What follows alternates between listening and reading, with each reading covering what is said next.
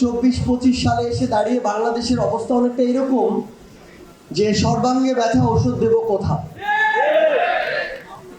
আসলে আমরা এখন এমন কিছু বিষয়ের মধ্য দিয়ে যাচ্ছি যেটা অনাকাঙ্ক্ষিত এবং অপ্রত্যাশিত। সেটা হতে পারে যে এই জুলাইয়ে কার কতটুকু ভূমিকা, এগুলো নিয়ে যেমন আমাদের কথা বলার কথা না, ঠিক তেমনি এখন আমরা কিছু অনাকাঙ্ক্ষিত বিষয়ে আমরা আমাদের মধ্যে বিভাজন তৈরি করছি যেটাও প্রত্যাশিত না। আমাদের এই যে ক্ষত বাংলাদেশে তৈরি হয়েছে এটা কিন্তু 16 বছরের ক্ষত না, এটা 53-54 বছরের একটা ক্ষত, 71 পরবর্তী সময় থেকে।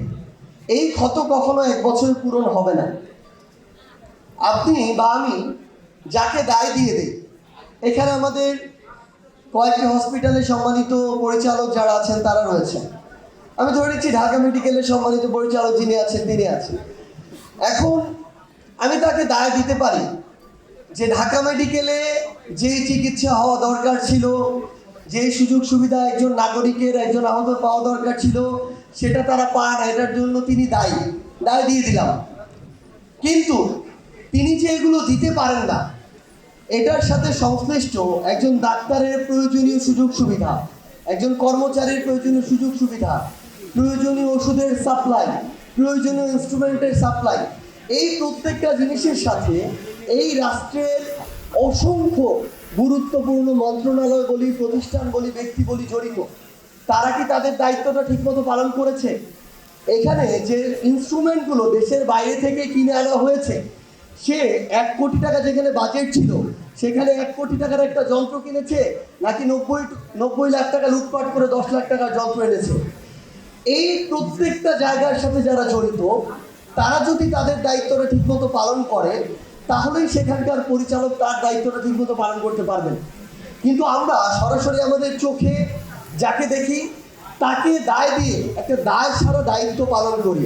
ইভেন আমরা যখন একজন সাধারণ নাগরিক হিসেবে ওই ঢাকা মেডিকেলে চিকিৎসা নিতে যাই, যখন আমার সামনে আমি 20 জনের লাইন দেখি, দরজায় দাঁড়িয়ে থাকা লোকটার পকেটে 200 টাকা ঢুকিয়ে দিয়ে আমিও সামনের দিকে চলে যেতে চাই, কারণ আমার কাজ আছে বা আমার ব্যস্ততা, যেন আমার সময়টা আমার ছাড় কারণে।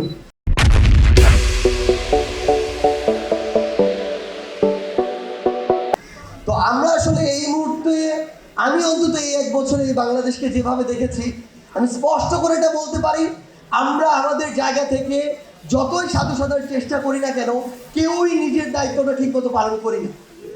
এই জন্যই বাংলাদেশের এই মুহূর্তে এই অবস্থা। আমি আমার দায় স্বীকার করে নিচ্ছি, অভ্যুত্থান পরবর্তী সময়ে আমার যতটুকু আমার জায়গা থেকে করার কথা ছিল আমি ততটুকু করতে পারিনি।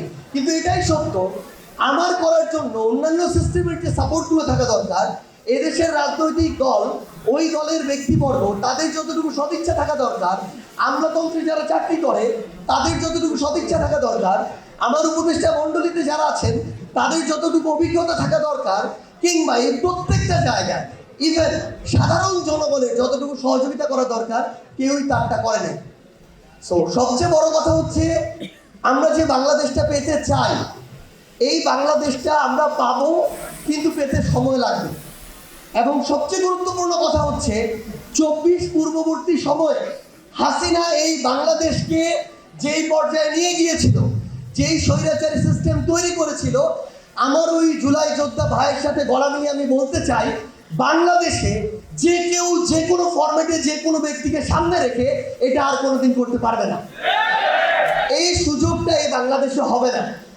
এই বাংলাদেশের যেই ইয়াং জেনারেশনটা এই টোটালি রাজনৈতিক সচেতনতা থেকে, দেশের চিন্তা থেকে এক পাশে সরে গিয়ে শুধুমাত্র ব্যক্তিকেন্দ্রিক কিংবা অন্যান্য বিভিন্ন চিন্তা কেন্দ্রিক বিষয় নিমগ্ন ছিল, যে ইয়াং জেনারেশনটা কখনো বাসায় রাজনৈতিক আলোচনায় থাকতো না, যে ইয়াং জেনারেশনটাকে ভোটের সিদ্ধান্ত আলাদা করে দিতে দেওয়া হতো না, সেই ইয়াং জেনারেশনটা এখন বাড়িতে যে কোনো সিদ্ধান্ত নেওয়ায় গুরুত্বপূর্ণ ভূমিকা পালন করে। আমি আমার এই সামান্যতম 1 বছর অভিজ্ঞতা থেকে বলতে পারি, আগামীর বাংলাদেশের নীতি নির্ধারণ কি হবে, রাজনৈতিক দলগুলোর পলিসি কি হবে, কোন নেতা কিভাবে চলবে, এই প্রত্যেকটি বিষয় আগামীর বাংলাদেশের তরুণ প্রজন্মের মতামতের উপরে ভিত্তি করে নির্ধারিত হবে।